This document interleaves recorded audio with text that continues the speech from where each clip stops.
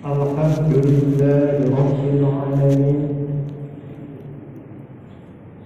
والصلاة والسلام على أشرف الأنبياء والمرسلين وعلى آله وصحبه أجمعين. الحمد لله الذي هدانا لهذا لولا أن هدانا الله. أشهد أن لا إله إلا الله وحده لا شريك له.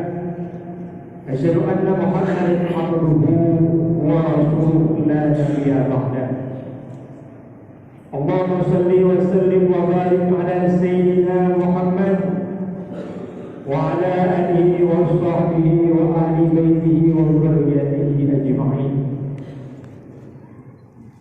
رب اشرح لي صدري ويسر لي أمري واحلل عقدة من لساني يفقهوا قولي. Masyaallah muslimin, sidang jemaah Jumat yang dirahmati Allah. Dalam beberapa menit ke depan, mari sama-sama kita mengajak untuk bertafakkur sejenak, mentadabur yang bahwa kita sedang di bulan-bulan yang sangat agung, bulan daripada kelahirannya Nabi Muhammad sallallahu alaihi wasallam. Akan tetapi tidak terasa bulan daripada lahirnya baginda Rasulullah sallallahu alaihi wasallam barangkali sebentar lagi akan berpisah dengan kita. Maka ada satu hal yang sangat penting yang harus kita ingatkan,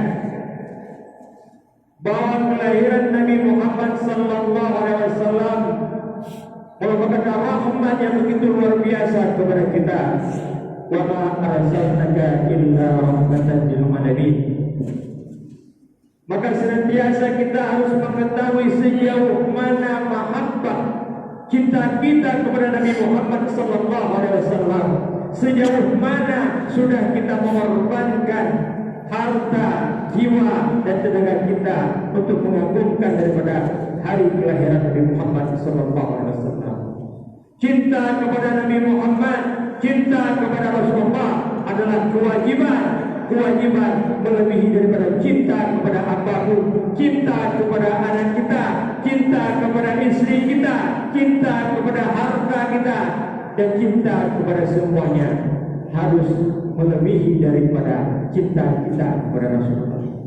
Artinya, kalau kita cinta kepada Rasulullah sama seperti kita cinta kepada istri, sama seperti cinta kepada anak, kepada harta, maka itu belum cukup. Maka satu ketika Rasulullah sallallahu alaihi wasallam sedang berjalan dengan Sayyidina Umar bin Khattab, Rasulullah menggenggam tangan Sayyidina Umar bin Khattab. Lalu Sayyidina Umar bin Khattab mengatakan kepada Rasulullah, "Ya Rasulullah, ana uhibbuka illa nafsi wa waladi." Wahai Rasulullah, aku mencintai dirimu seperti aku cinta kepada anakku dan juga kepada diriku sendiri. Maka dengan spontan Rasulullah menjawab, "La ya Umar, tidak wahai Umar, hatta anta ahabba ilayya min nafsi wa waladi." Cinta engkau kepada dirimu sama seperti cinta kepada dirimu, sama seperti anak-anakmu itu tidak cukup wahai Umar, sehingga engkau mencintai dirimu melebihi daripada dirimu sendiri dan juga daripada anak-anakmu. Maka terkejut daripada Sayyidina Umar bin Khattab, kemudian dengan spontan Sayyidina Umar menjawab, "Al-an ya Rasulullah, sekarang wahai Rasulullah, ana uhibbuka bin nafsi wal waladi." Aku mencintai dirimu melebihi daripada diriku sendiri dan juga anak-anak. Maka hari ini kita bertafakkur, mengingat sejauh mana kita cinta kepada Nabi Muhammad sallallahu alaihi wasallam. Apakah kita termasuk orang yang mengorbankan hartanya untuk mengagungkan hari kelahiran Nabi Muhammad sallallahu alaihi wasallam? Hari ini hanya sedikit harta yang kita keluarkan, mudar daripada kakek buyutnya Nabi Muhammad Sallallahu Alaihi Wasallam ketika melihat pada anaknya ada Nur Muhammad, maka langsung mudah menyembelih satu ekor unta. Kenapa? Karena melihat ada cahaya Nabi Muhammad pada anaknya daripada Musa yang merupakan kakek daripada Nabi Muhammad Sallallahu Alaihi Wasallam. Maka hari ini baru satu kotak nasi kita sedekahkan untuk memperingati Nabi Muhammad Sallallahu Alaihi Wasallam. Maka itu tidak seberapa apa yang dilakukan oleh Umar, Abu Lahab, yang mana Abu Lahab tidak akan mendapatkan daripada yaitu surganya Allah. Tidak ada keimanan pada Abu Lahab, akan tetapi Abu Lahab ketika lahir Nabi Muhammad SAW memerdekakan budak, maka setiap hari Senin dikarenakan mengagungkan hari lahirnya Nabi Muhammad, Abu Lahab dibebaskan daripada azab kubur. Maka hari ini kita menanyakan kepada diri kita semua, bagaimana kecintaan kita, mahabbah kita kepada Nabi Muhammad SAW. Apakah kita termasuk orang yang memperjuangkan daripada apa yang dituliskan oleh Nabi Muhammad SAW? Maka kita mengingat apa yang disebutkan dalam sebuah hadis, "Aulan nasi bi yaumil qiyamah aktsaruhum ala shalah." Siapa saja yang paling baik manusia untukku pada hari kiamat, yaitu daripada orang yang berselawat kepadaku.